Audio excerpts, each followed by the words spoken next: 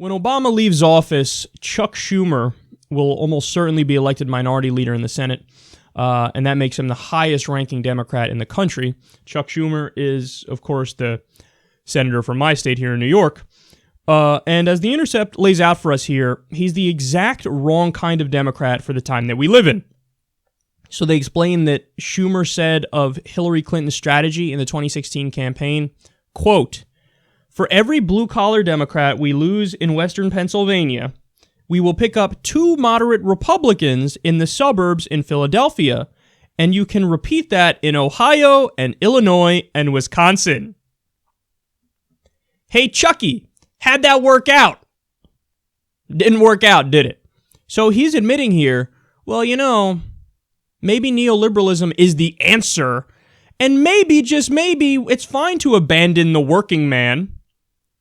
It's fine to abandon the blue-collar worker and the middle class, and why don't we pick up moderate Republicans instead? This is him outlining that's a good thing, and that's a strategy that will win you the election. It didn't win you the election. There's a lot more people out there who are struggling, who are working class, and who should matter.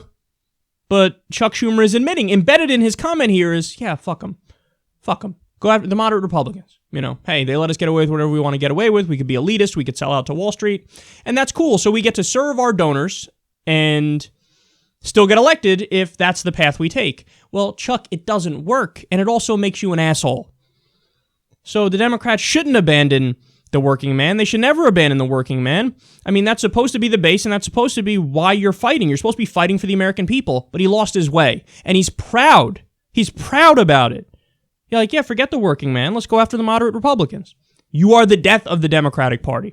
All right, now let me give you some more on Schumer. They say, quote, "Schumer's done more than anyone except Bill and Hillary Clinton to intertwine Wall Street and the Democratic Party. He raises millions of dollars from the finance industry, both for himself and for other Democrats.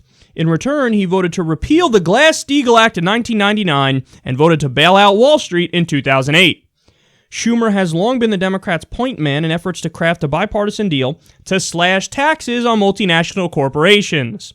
Schumer voted for the Patriot Act in 2001 and sponsored its predecessor, the Omnibus Counterterrorism Act of 1995.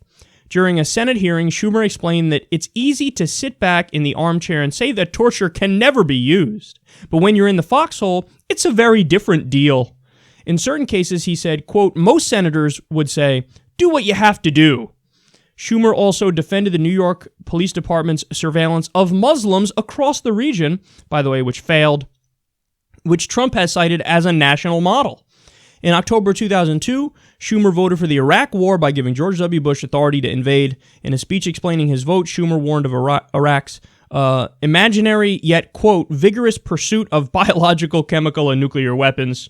Schumer voted against Barack Obama's deal to limit Iran's ability to enrich uranium and potentially develop a nuclear weapons program. He is the exact last Democrat you would want to lead the party, and he's going to lead the party. Unacceptable.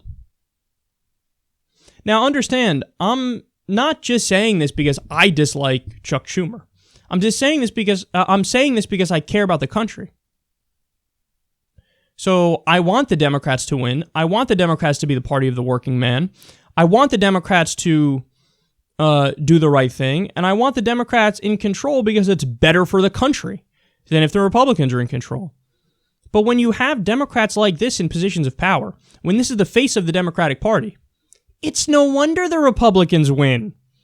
Because at least Donald Trump was out there pretending to give a fuck about the American people and about the working man. At least he was, stumping against TPP, stumping against trade deals. Now, to be fair to Chuck Schumer, he actually voted against NAFTA, and he said some harsh words about TPP. So, again, perhaps he's not as bad as Hillary Clinton and Bill Clinton, but he's close because virtually every other issue, he's right there in lockstep with the Republicans. So, we're not just saying it for us. Like, everybody who listens to these segments thinks, Kyle representing the far left in the U.S., that's what he's doing, and look at him. Oh, all butthurt his boy Bernie lost, and... No, it's not about me. It's not about me. It's about the country, and it's about the fact that you're going to keep getting your ass handed to you if this is the face of the Democratic Party. Because you deserve it if this is the face of the Democratic Party. The Democrats are considering running Tim Kaine in 2020.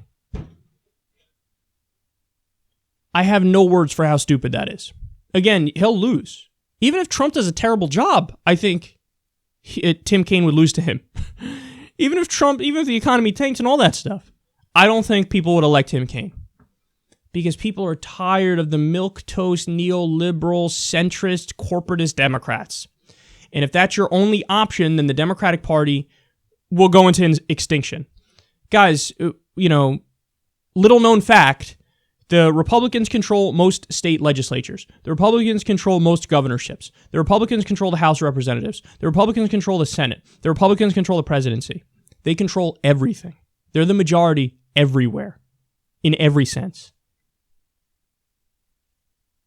And these are the guys that have been running the party all along. Chuck Schumer, Hillary Clinton. So you tell me, which model is going to work when we know that this one has proven to fail?